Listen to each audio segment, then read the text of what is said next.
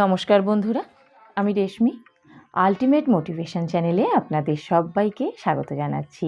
বন্ধুরা, চলছে শ্রাবণ মাস, চলছে শিবের আরাধনা এবং বাবা ভোলানাথের মাথায় জল অর্পণ করা।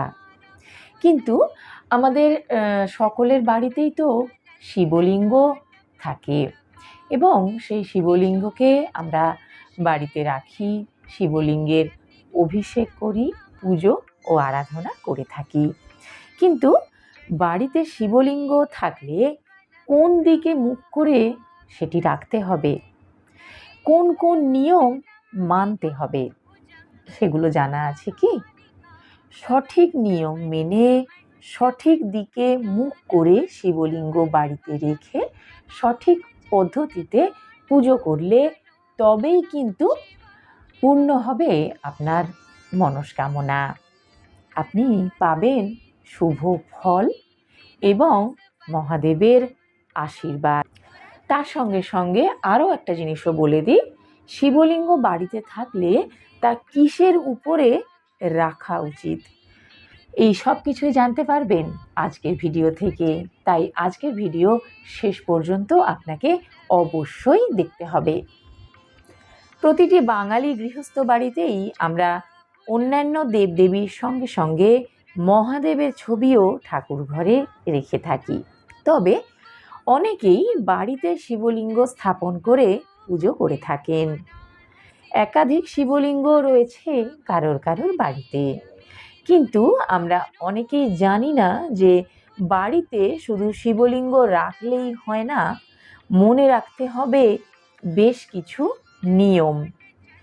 কোন কোন জিনিস মাথায় রাখা উচিত, কোন দিকে শিবলিঙ্গ রাখবেন, কিসের উপরে শিবলিঙ্গ রাখা উচিত, চলুন তাহলে জানতে পেরে যাবেন আজকের ভিডিওটি থেকে। আপনি যদি বাড়িতে শিবলিঙ্গ রাখেন তাহলে এর সঙ্গে যে নিয়মগুলি রয়েছে সেগুলো অবশ্যই জানতে হবে। শিবলিঙ্গ স্থাপনের সময় মনে রাখবেন শিবলিঙ্গ যেন উত্তর দিক বা পূর্ব দিকে থাকে। এছাড়া প্রতিদিন সকালে ও সন্ধ্যায় নিয়মিত পুজো করাও খুবই জরুরি। তবে পুজোর সময় শিবলিঙ্গে হলুদ দেওয়া থেকে বিরত থাকুন। শিবলিঙ্গ ঘরের কোণে রাখা কখনোই উচিত নয়। বাড়ির কোনো কোণে শিবলিঙ্গ রাখলে মহাদেব অসন্তুষ্ট হন। এতে জীবনের উপর এসে পড়তে পারে খারাপ প্রভাব, সংসারে দুঃসময় নেমে আসতে পারে। শিবলিঙ্গের জায়গা পরিবর্তন করা থেকে বিরত থাকুন। শিবলিঙ্গ যেখানে রাখবেন সেখান থেকে বারবার তাকে স্থানচ্যুত করবেন না। যদি বিশেষ কোনো কারণে স্থান বদলাতেই হয় তবে শিবলিঙ্গটি নামানোর আগে তাকে গঙ্গা জল এবং ঠান্ডা দুধ দিয়ে স্নান করিয়ে তারপরে শিবলিঙ্গের স্থান পরিবর্তন করাবেন। কোনো পাত্র ছাড়া দুধ দেওয়া থেকে বিরত থাকুন। কিছু মানুষ রয়েছেন যারা কোনো পাত্র ছাড়াই সরাসরি ভগবান শিবের উপরে দুধ বা অন্যান্য কোনো তরল নিবেদন করে থাকেন। এটি করা কখনোই উচিত নয়। দুধ দেওয়ার সময় আর একটা কথা অবশ্যই মাথায় রাখবেন, দুধ যেন সম্পূর্ণ ঠান্ডা হয়। এছাড়া শিবের অভিষেক শুধুমাত্র গরুর দুধ দিয়েই করা যায়। কোনো পাত্র ছাড়া দুধ দেওয়া থেকে অবশ্যই বিরত থাকুন। শিবলিঙ্গকে একা রেখে কোথাও যাবেন না। বাড়িতে শিবলিঙ্গ স্থাপন করার সময় মনে রাখবেন শিবলিঙ্গকে কখনো একা রাখতে নেই। এর পাশাপাশি মা পার্বতী ও গণেশের মূর্তিও রাখুন। এছাড়া ভুল করেও শিবলিঙ্গে তুলসী পাতা অর্পণ করবেন না। শিবলিঙ্গে শুধুমাত্র বেল পাতা অর্পণ করবেন। বেল পাতা খুবই শুভ। শিবলিঙ্গে দেওয়া প্রসাদ কখনোই খাবেন না। পুজোর সময় শিবলিঙ্গে নিবেদিত প্রসাদ খাওয়া থেকে বিরত থাকুন। শিবলিঙ্গে দেওয়া প্রসাদ আপনি যদি খান তাহলে আপনার জীবন কষ্টকর হয়ে যেতে পারে এবং তৈরি হতে পারে দুর্ভাগ্য।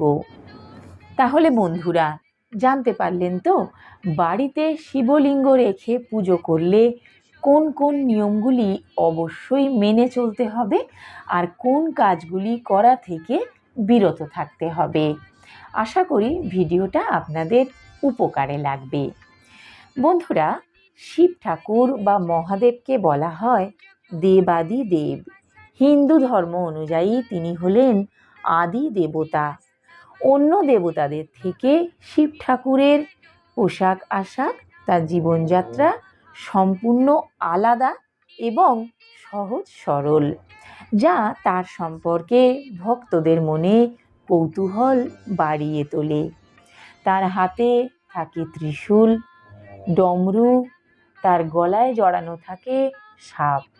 কিন্তু এগুলো কেন থাকে? কিসের প্রতীক এগুলো? এইরকম অনেক প্রশ্নই আমাদের মনের মধ্যে উঁকি দিয়ে যায়। চলুন আজকের ভিডিও থেকে সেই প্রশ্নগুলির উত্তর পাওয়ার চেষ্টা করি। প্রথমেই বলি ত্রিশূলের কথা। মহাদেবের ত্রিশূল হলো তিনটি শক্তির প্রতীক: জ্ঞান, ইচ্ছা এবং সম্মতি। তারপরে আসি ডমরুর কথায়। শিবের ত্রিশূলে সবসময় বাঁধা থাকে ডমরু। এই ডমরু হলো বেদ এবং তার উপদেশের প্রতীক, যা আমাদের জীবনে এগিয়ে চলার রাস্তা দেখায়। বন্ধুরা, এরপর বলবো রুদ্রাক্ষমালার কথা। রুদ্রাক্ষ ধারণ আসলে শুদ্ধতার প্রতীক। অনেক ক্ষেত্রে শিব ঠাকুরের হাতে রুদ্রাক্ষ মালা থাকে, যেটি ধ্যান মুদ্রার সূচক বলে বিবেচনা করা হয়। এরপর আসি নাগ দেবতার কথায়। মহাদেবের গলায় ও মাথায় নাগ দেবতার উপস্থিতি সর্বদাই দেখা যায়, যেটি পুরুষের অহংকারের প্রতীক বলে মনে করা হয়। বন্ধুরা, শিবের মাথায় থাকে চাঁদ। মহাদেবের মাথার এই চাঁদ কাল সম্পর্কে সম্পূর্ণরূপে ইঙ্গিত দেয়, অর্থাৎ কাল বা সময় যে সম্পূর্ণরূপেই মহাদেবের নিয়ন্ত্রণে রয়েছে, এটি তারই ইঙ্গিতবাহী। মহাদেবের জটা থেকে আমরা জল নির্গত হতে দেখি। চলুন তাহলে জেনে নিই এটি কিসের প্রতীক। মহাদেবের জটা থেকে জল বেরিয়ে আসতে দেখা যায়, আসলে তা হলো গঙ্গা নদী। অনেক ছবিতে আবার চেহারার পরিবর্তে জটা থেকে নির্গত জলধারা দেখতে পাওয়া যায়। ভগীরথের তপস্যায় সন্তুষ্ট হয়ে স্বর্গের নদী গঙ্গা যখন মর্তে নেমে এসেছিলেন, তখন তার প্রচণ্ড জলোচ্ছ্বাসে পৃথিবী প্লাবিত হয়ে যাওয়ার আশঙ্কা দেখা দিয়েছিল। ভগীরথ তখনও শিবের শরণাগত হয়েছিলেন। মহাদেব নিজের জটার মধ্যে গঙ্গাকে আবদ্ধ করে ফেলেছিলেন। জটা থেকে মহাদেব তাকে ছোট ছোট ধারায় মুক্তি দিয়েছিলেন। সেই কারণে মহাদেবের জটা থেকে মা গঙ্গাকে বেরিয়ে আসতে দেখা যায়। শিবের মাথায় আমরা দেখি তৃতীয় নয়ন। তার কপালের তৃতীয় নয়নকে জ্ঞানের প্রতীক বলে মনে করা হয়। শিব ঠাকুর যখন রেগে যান তখন খুলে যায় তার এই তৃতীয় নয়ন এবং শিব ঠাকুরের রোষে পড়ে সব কিছু ভস্ম হয়ে যেতে পারে। বন্ধুরা, এবার বলবো বাঘছালের কথা। মহাদেবের সব ছবিতেই দেখা যায় তিনি বাঘছাল পরে রয়েছেন। আবার কোনো কোনো ছবিতে এটাও দেখা যায় যে তিনি বাঘছালের উপরে বসে রয়েছেন। আসলে এই বাঘছাল বা এই বিষয়গুলি হলো ভয়হীনতা এবং সাধারণ জীবনযাত্রার প্রতীক। বন্ধুরা, মহাদেবকে দেখে আমাদের মনে যেমন কৌতূহল এবং নানাবিধ জিজ্ঞাসা উঁকি দিত। আশা করি তার কিছুটা উত্তর খোঁজার আমি যেমন চেষ্টা করেছি, এবং এই ভিডিওটার মাধ্যমে আপনারাও অনেক প্রশ্নের উত্তর পেয়ে গেছেন। ভিডিওটি দেখে যদি ভালো লেগে থাকে একটি লাইক অবশ্যই দেবেন, আর আপনার পরিচিতদের মধ্যে শেয়ার করে দেবেন, যাতে সকলেই এই ভিডিওটির মাধ্যমে উপকৃত হতে পারেন। চ্যানেলটি যদি এখনও সাবস্ক্রাইব না করে থাকেন তাহলে অবশ্যই সাবস্ক্রাইব করে নেবেন। সম্পূর্ণ ভিডিওটি দেখার জন্য অনেক অনেক ধন্যবাদ।